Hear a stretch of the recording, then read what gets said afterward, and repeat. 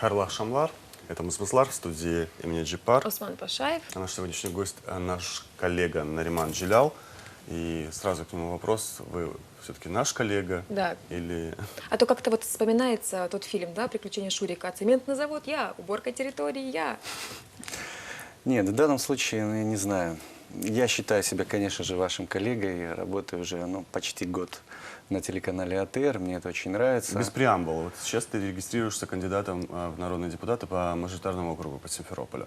Это же конфликт интересов, быть и журналистом, и кандидатом. Я не вижу здесь конфликта интересов, потому что по Конституции Украины я имею право это сделать, и я реализую это право. Вот и все. А то, что у меня есть работа, своя какая-то жизнь иная, я думаю, для меня лично здесь конфликта интересов А в чем нет. разница между политиком и политологом?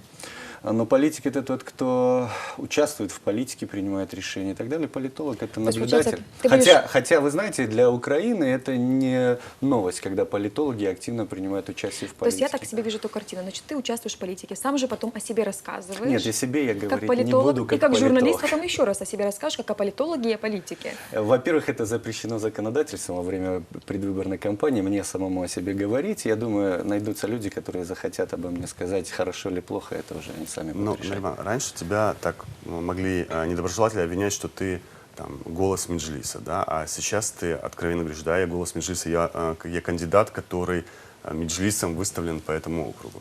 Ведь так получается? Ты подтверждаешь эти обвинения? Ну, во-первых, нужно разобраться, с какой целью подобные обвинения делались. Я, например, себя не называл бы голосом Меджлиса. Я человек, который разделяет те действия, и которые совершает Меджлис. Хотя, конечно же, мне, как члену Меджлиса, видны те ошибки или какие-то недочеты, которые совершаются внутри. Вот. Просто по доброй старой традиции мы не всегда стараемся об этом говорить. Вот. Но для этого есть ваша А как программа. политолог, мнение политолога сейчас, Наримана Джиляла, какие основные ошибки у Меджлиса?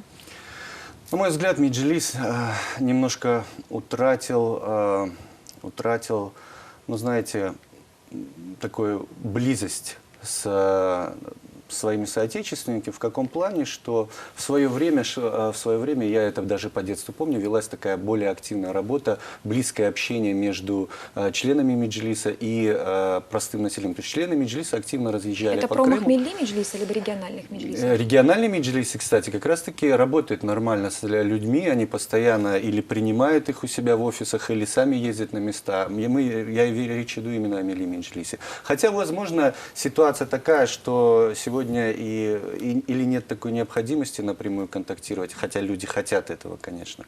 Вот. И просто нету времени или возможности. Решение стать кандидатом собственное? Наверное, нет все-таки. Это не мое личное решение. Это было командное решение, потому что ситуация говорила о том, что... А кто тебя его озвучил? Мне Нариман, идешь по второму округу. Нет, мне не сказали идешь, мне предложили. Я, оценив ситуацию, просто согласился кто с предложил? доводами.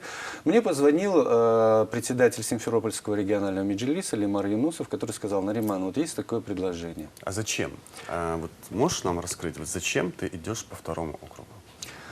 Дело в том, что мы должны понимать, что результат выборов – это результат командной деятельности. То есть кандидат-мажоритарщик должен активно работать и на то, чтобы прошел и наш кандидат по списку, который идет. В данном случае это Мустафа Джемилев. Нет, по списку он пройдет. Зачем, Он пройдет. Зачем мажоритарный округ? Мы должны все-таки работать на то, чтобы наш электорат, наши соотечественники были мобилизированы, потому что это наш единственный ресурс. Мы не имеем ни властных полномочий, ни материальных каких-то ресурсов. Единственный наш ресурс – это наши А соотечественники. электорат, кажется, будет очень разделен, правильно? Потому что Абибе Сидорова тоже крымская татарка по тому же округу. Как же быть нашему электорату? Тут ситуация сработала таким образом, что, к сожалению, наши партнеры, крымские партнеры, не совсем пошли по тому алгоритму, который предлагали мы. А мы предлагали то, чтобы кандидаты в мажоритарных округах были все-таки согласованы с Меджлисом. Почему? Потому что большинство голосов, которые приведет на участке, это будет работа региональных меджлисов. Но эта ситуация возникла после съезда объединенной оппозиции. Да? Съезд все утвердил. Какой бы алгоритм ни был, съезд утвердил. Вот списки, в которых Мустафа Джемилев 11, 12, 12. 12, 111 Рифат Чубаров. Вот списки по мажоритарным округам. Почему Меджлис вдруг возмутился после съезда Это как раз оппозиции? таки, на мой взгляд, вот знаете, в данном случае, наверное, я скажу в какой-то части как политолог, это вот как раз таки демонстрирует то, что в Меджлисе далеко не так, как некоторые представляют, все узурпировано, централизовано и так далее. Это результат демократичности, то есть плюрализма мнений. Дело в том, что на последнем Меджлисе не все согласились с таким положением и выступили с тем, что в некоторых округах необходимо выставить людей, которые бы помогли максимально собрать голоса крымских татар. А Бибе Сидорова, будучи представителем Батькивщины, будучи депутатом Добровского постсовета, она не способна По аккумулировать. мнению Симферопольского регионального Меджлиса, Эмили Меджлиса нет. А дальше эти кандидаты будут снимать свои кандидатуры? Нет, пока подобных не было заявлений. Даже, насколько мне известно, Леонид Пилунский сказал, что он не будет этого делать. Насчет Бибе Сидоровой я не знаю. Ну, Нариман, Нет, вопрос. нет, я говорю, вот кандидаты от Меджлиса, они вот для чего нужны? Для того, чтобы дальше договариваться с проходными мажоритарщиками или... Нет, зачем? У нас... Ну как зачем? Такая же практика тоже была. Я помню, по Бахчисарайскому району, когда были Франчуки, да, вот там снимался Ильми Умеров, по-моему, в пользу Франчука. Было, по-моему, Нет, в такое, данном да? случае подобная задача не стоит. И при некоторых условиях... Ну, Речь не можно- только о тебе, Нариман. Вот там по округу Дейче идет Искендер Бариев, да, вот как бы. И всем, ну, и мне, в всяком случае, было понятно, вот 2 эфира там назад, когда был Рифат Чубаров, что Меджлис не против того, что Дейч, и понимает, что Дейч пройдет, и поэтому выставление Искендера Бариева, вот это для чего? Но Искендер Бариев как раз-таки он идет не от Меджлиса, это человек, который представлен объединенной оппозицией. Ну, в данном случае по квоте Батькивщины. А он член команды? Скажем так, он согласованный кандидат. Он А задача, вот согласован. ты говоришь, задача. Какая задача все-таки тогда? Задача, еще раз говорю, это чтобы наши меджлисы смогли сработать с крымско-татарскими избирателями. Вот главная задача, потому что у нас впереди через 3 года местные выборы, которые для нас, на мой взгляд, более важны, нежели выборы в Верховную Раду Украины. Нариман, да, ты и политолог, и уже политик, и журналист, уже как политтехнолог. Поговори. Вот есть технологическая задача. Ни один крымский татарин мажоритарку не проходит. Мы же это понимаем? Ну, если говорить честно, то да, хотя... Нет, давайте говорить нечестно. Нет, ни один не проходит. Ну почему? У нас, например, по нашим подсчетам, при определенных очень многих условиях 10-й округ может быть проходным. Ахтам Чайгос? А, У него же даже среди крымских татар к нему вопросов много. Ну, на мой взгляд, я, честно говоря, не стал задавать ему этот вопрос в то время, как мы... Какой личный вот, вопрос? Много ли вопросов к тебе? Ахтам? Вопрос, готов ли он проверить вот свой рейтинг. Потому что очень много об этом сказано. На мой взгляд, раз человек решился, значит, он готов. Значит, он на что-то рассчитывает. И, ну, для него это будет вот увидеть, потому что здесь объективная ситуация, что он наберет. А не что он- сыграет ли сокрушающую роль Леонид Пилунский, за которого тоже очень много крымских татар могут проголосовать, учитывая дружбу его? А вот здесь как сработает команда Меджлиса на выборах? Вот, потому что, ну, Леонид Петрович, он человек, конечно, популярный среди крымских татар, но здесь как раз-таки решением Бахчисарайского и Симферопольского регионального Меджлиса, потому что в округ 10 входит и как территория Симферополя и Бахчисарайского района, они решили поддержать именно кандидатуру Ахтема Чайгоза. Значит, А они договоренности сказали, с мы будем Пилунским работать были? на этого кандидата. Договоренности какие-то с Пилунским были? Нет, к сожалению, не было. И, ну, разговоры были, но договориться не удалось. А Пилунский может уступить в итоге Чайгозу? Ну, исходя из того, что он... Вы имеете уступить что? Снять Снять свою кандидатуру? кандидатуру? Ну, я думаю, исходя из того, что он до сих пор этого не сделал, то навряд ли. Нет, да, можем отойти от вот этих технологизмов. Кто что может быть. А вот Пилонский сам недавно сказал, за 21 год он впервые не понимает, что происходит здесь во взаимоотношениях с Меджлисом. Действительно, Пилонский возглавляет местное отделение РУХа, которое является уже несколько лет оболочкой, да, для Меджлиса, для прохождения там, в органы власти местные, Верховную Раду Крыма. То есть как с лидером местного РУХа могли не договориться? Что происходит вообще?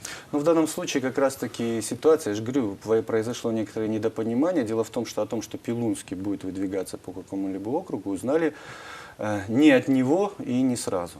От кого и как? Узнали на конференции, когда уже была названа эта фамилия. На съезде оппозиции имеется? в виду? На съезде Руха, он по квоте Руха идет, на конференции Руха именно, ну, по моим данным, узнали, что Леонид Петрович будет баллотироваться по 10-му округу. Это вызвало удивление, у некоторых раздражение. Ну, и это итог некоторой ситуации, которая уже давно нарастала. Какой у нас ситуации? в Крыму. А ситуация в том, что Крымский Рух — это практически крымские татары уже давно. Вот. И, ну, Речь идет о том, чтобы вообще сменить Пилунского как лидера? я не думаю, что сейчас идет об этом разговор, но, по крайней мере, многие уже недовольны тем, как ведет себя руководство Руха. Киевского или здесь? И в Киеве, и в А кто недоволен?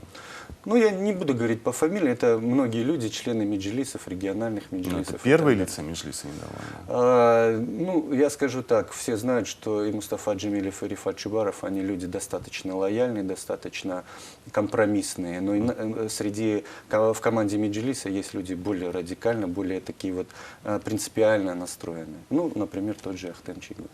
Так чем недовольны? Давайте раскроем. Все-таки между Рухом и Меджлисом уже пробежала такая Кошка. откровенно черная такая. Самая. Да, самая черная. Это что может быть? Накануне выборов так раскалывать крымско-татарский же электорат?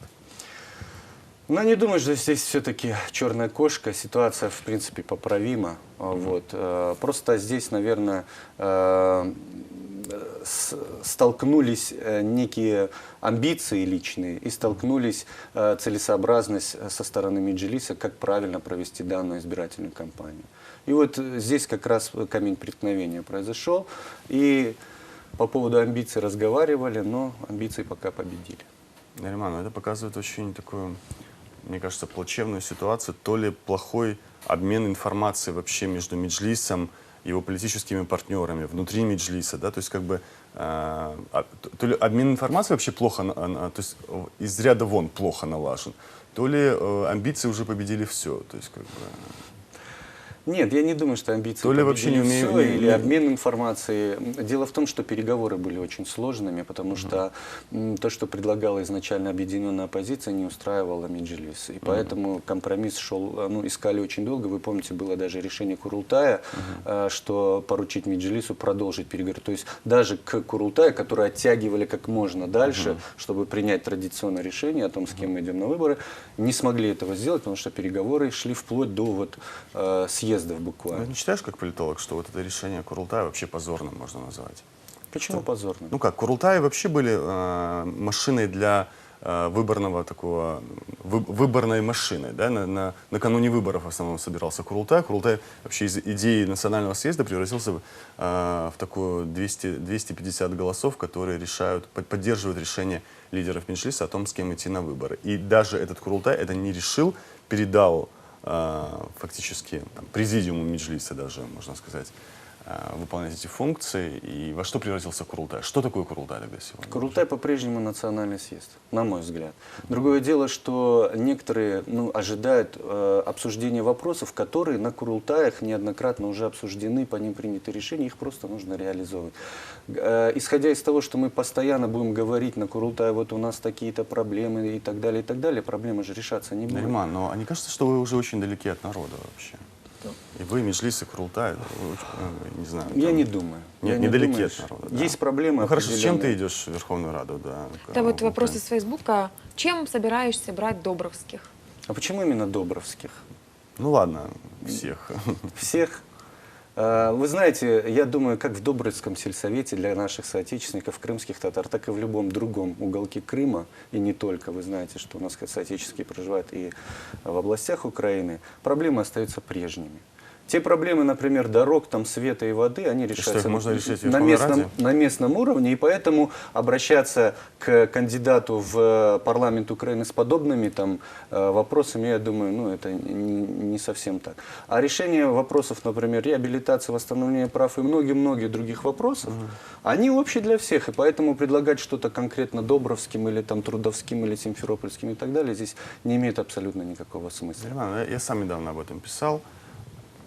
Самая острая проблема для многих крымских татар, наверное, это даже сегодня не восстановление прав, а та ситуация с введением в эксплуатацию домов, которые там 2/3, наверное, крымских татар живут. И вы понимаете, что не- решать как раз нужно этот вопрос законодательно. Законодательно, То есть понятно, да. что вот об этом стоит То есть, говорить. я знаю, я об этом же писал, может быть, ты читал. Я знаю, там, у той же Татьяны Монтян, мажоритарщика, как это решать, да, есть механизмы решения. Там, грузинский вариант, да, нулевой вариант. Взять и все, что построено, легализовать, выдать документы, да. У Меджлиса нет, по-моему, никакого понимания, как решать этот вопрос. А это острый вопрос. Со следующего года это там 20-30 тысяч гривен штрафы. И это коснется почти каждую крымско-татарскую семью. В Каменке, в Добром, в Марино, в Исмаилбее. То есть не введенное в эксплуатацию жилье, да, не легализованное и жилье, и земля. Да. Эти вопросы вообще в Меджлисе, по-моему, даже не поднимались.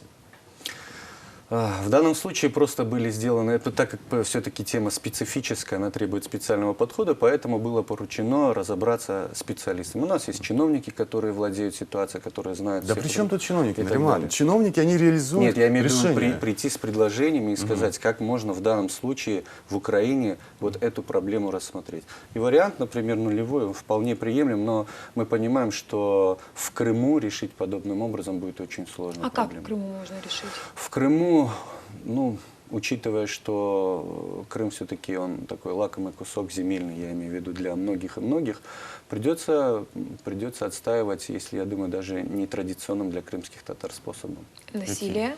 Почему насилие? С каких пор крымские Традиционно татары... не насилие. Нет, не Традиционно. насилие, А нет, это протест. традиционный какой? Давайте говорить прямо. Это протесты. Протесты в разных формах, но не насилие. Когда крымские татары... Нет, хорошо, расшифруй свое определение. Нетрадиционные методы решения этих... Традиционные. Нетрадиционные. Ты сказал Нет, я нетрадиционные. говорю традиционный. Традиционный, то есть когда крымско-татарская общественность выходила на улицы под здания официальных структур и просто требовала, то есть демонстрировала Так это же свою было позицию. неэффективно. Почему неэффективно? В свое время это было очень эффективно, потом просто от этой практики в таком глобальном смысле отказались. Потом эта практика реализовалась отдельными общественными организациями. И пока у власти находились более-менее понимающие чиновники, вы помним, даже земельный вопрос появилась надежда к решению. Как раз таки в результате многочисленных протестов, работы и со стороны Меджлиса, депутатов и так далее, но сменилась власть и все остановилось, и мы видим, что пока без результата. Верховной Раде Украины был такой еще депутат Борис Беспалый когда-то, который очень эффектно, не только эффективно, эффектно выиграл почти без денег свой мажоритарный округ в Киеве. Ходил от дома к дому, это была его методика завоевания голосов избирателей. Но кроме того, это был человек, который был очень нудный и шел с пакетом законопроектов, которые он собирался реализовывать. И реализовывал их. Причем работал, будучи оппозиционером, с большинством эффективно. Вот это его было законодательное решение, отмена входящих звонков от мобильных операторов. Помните, были времена, когда мы за входящие звонки платили. У тебя есть что-то такое? Вот у меня там, я скучный политолог, который идет с пакетом вот таких-то законопроектов. Вот этот, вот они так выглядят. Или просто вот идем? Нет, пока, я же объясняю, пока я не успел подготовиться настолько, потому что, вы помните, что мое решение все-таки выдвинуть свою кандидатуру было достаточно быстрым. Я думаю, здесь не проблема с такими... Не проблема написать есть, законопроект. То есть поверить в потенциальный выигрыш пока еще не успел? Наверное, нет. Хотя будем работать. Для Заговорили. меня, я сразу скажу, для меня это все новое, поэтому я несколько, еще, наверное, до конца не осознаю, во что я вошел. А какой бюджет будет примерно твоей компании? Я не думаю, что большой, потому что в первую очередь мы будем опираться на работу местных меджлисов. Есть там та же залоговая сумма, там 12 тысяч гривен, да? Да. Её 13 224 тысячи. Ее за тебя внесли уже. Скажем так, да. А предполагаешь, сколько там, 100 тысяч гривен нужно будет, 50 тысяч, 200 тысяч? Даже не считал, я думаю, будем по ситуации. Потому что проводить традиционную кампанию, как это будет делать некоторые, большинство, может, кандидатов, по крайней Хорошо. мере, те, которые рассчитывают на победу, я не знаю. Реальной программы, там, законопроектов нет. Бюджет не посчитан. Что есть вообще? С чем идешь? Какой план вообще работы? План работы просто объединить наших избирателей. Как? Как объединить? Вот фактически, есть вы постоянно фактически объединяйтесь. общаясь. Нет, фактически, вот как вы привели пример, направляясь на места и разговаривая с людьми. Потому что фактически то, что можно предложить нашим соотечественникам, оно уже сказано, оно сделано, и просто нужно, я не знаю, или им напомнить, или им что-то объяснить и так далее, потому что что нового здесь выгадать? Ну, не предлагать же им законопроекты о мобильной связи и так далее. У нас совершенно есть четко определенный круг проблем, и вот здесь как раз и нужно. Хорошо, какие-то креативные задумки есть? Вот общаюсь и вообще не чувствую. Такое ощущение, что отрабатываешь просто решение. То есть самому даже неинтересно это делать. Или интересно? Как бы. Я же говорю, просто... Есть амбиции, вот все равно задача, вот, ну, выиграю эти выборы, потому что там же относительное большинство нужно для выигрыша. Да? Условно говоря, если на этом округе там, Миримский и Баталин там, делят между собой хорошо голоса электората, и он распределяется там, у того 10, у того 10, а ты вдруг берешь 11%, ты выигрываешь выборы. Да? Есть какая-то идея, как аккумулировать крымско-татарские голоса максимально, а не только крымско-татарские? Я не буду пока раскрывать секреты, потому что... А есть они? Определенные мысли на этот повод, на этот счет есть, потому что, ну, как бы, давайте дождемся все-таки окончательной регистрации, там уже начнем работать. Вот, потому что, здесь, я еще раз повторюсь, это командное решение. Вот, и, естественно, я должен сначала разобраться с тем, что сможет сделать команда, а что нет, потому что это, в данном случае, это не мои личные люди, с которыми, да, как формируется штаб определенный кандидата. Это все-таки уже существующая система, и вот нужно все-таки сесть и разобраться, что они могут, что я могу. Хорошо, кто руководит вашим штабом, который за всех меджлисовских мажоритарщиков отвечает? Традиционно обычно на выборах, любых выборах меджлисам создается параллельный штаб, даже если они идут, не даже если, а обычно, когда идут с партнерами, параллельный штаб именно для работы с крымско-татарским электоратом. Кто возглавил этот штаб? Пока данный штаб не создан, идется переговоры. Кто может его возглавить? Традиционно его возглавляет Рифат Чубаров. Рифат Чубаров. А в моем округе, так как это часть Симферопольского района, вернее Симферопольского района, то это Симферопольский региональный меджлис. То есть люди, которые там работают, они будут заниматься какой потенциал ваш, сколько крымско-татарские избиратели составляют, какую долю среди избирателей по округу? Вы знаете, тут очень условная цифра. Я даже не подсчитывал и пока не буду говорить. А если по списку, сколько крымские татары могут дать голосов? Есть какие-то цифры, которые партнерам Цифры есть, но они, понятно же, весьма условные. Но я думаю... А какая условная цифра есть на сегодня? Я думаю, больше 10 тысяч точно можно.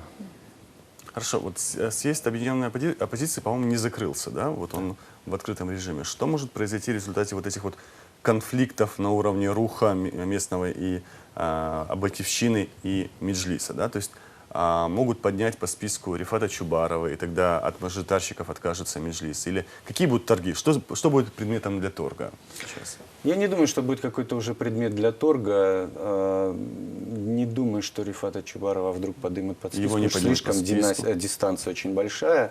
Другое дело, что Рифат Бей мог бы, наверное, в каком-то округе выступить. Но это его личное решение. Это мое мнение, что он мог бы, конечно, повоевать. Вот на наш взгляд, например, тот же 10-й округ, он достаточно мог бы быть успешным. Может быть, он не готов проверять свой авторитет, как готов Ахтем Чигоз? Да, думаю, нет, наверное, им движут какие-то иные соображения. Он человек такой, что, раз он уже вошел в список, то, наверное, он решил там и остаться, не перескакивая, потому что это тоже может сказаться не очень приятно на его имидже, авторитете. По списку крымского татарина второго не будет. Фактически нет. Договариваться по мажоритарным округам субъекты оппозиционной коалиции тоже не будут. Да? Меджлис, Батьевщина, Рух не будут договариваться, все останется как есть. Переговоры шли. Вот переговоры шли и продолжаются разговоры по поводу всей этой ситуации. Как вы видите, никаких изменений. Вот заговорили об амбициях. Нариман, все-таки личные амбиции в какую сторону больше склоняют? То есть это все-таки журналистика, либо это политология, либо это политика большая. Вот куда? Вот закончатся выборы, а дальше? Вы знаете, я все-таки уже давно работаю с 2005 года журналистом. И, в принципе, стараюсь реализовать себя именно в этом направлении. То, что сегодня я вдруг стал кандидатом в депутаты, не впервые, кстати. В 2010 году я баллотировался по списку РУХа в Верховную Раду Крыма. Вот. И тогда я был непроходной. Вот. И Ну, пробую. А можно быть объективным журналистом, будучи в тесной связи с какой-то из политических сил? Но я считаю, это невозможно. И Буджурова Лиля тоже говорила, что это невозможно. Я помню, да, я помню, смотрел вашу программу. Ну, она тоже в свое время пыталась реализовать и призналась, что невозможно. Ну, значит, придется, видимо, выбирать. По крайней мере, на тот период, пока придется стать политиком. Хотя, я еще раз говорю, что в Украине есть примеры, когда журналисты, политологи, эксперты становятся депутатами. Но они перестают быть журналистами. Ну, потом возвращаются, когда перестают быть депутатами. Кто? М? Кто? Ну, По-моему, это по дорога в одном направлении. вы знаете, в принципе, давайте мы немножко, наверное, раскроем карты. Если почитать все мои публикации, я, наверное, никогда не был чистым журналистом.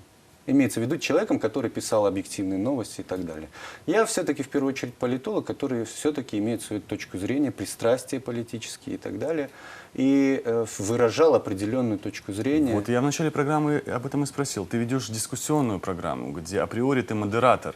Вот, и политическая Без точки зрения, да? ангажированность, она же вызывает как минимум вопросы у тех, и у участников, и у зрителей. Но, или ты не испытываешь на себе этого конфликта? Пусть посмотрят, и я никогда не делаю реверансов в чью-то сторону, хотя обвинения в... То есть политические пристрастия есть, реверансов нет?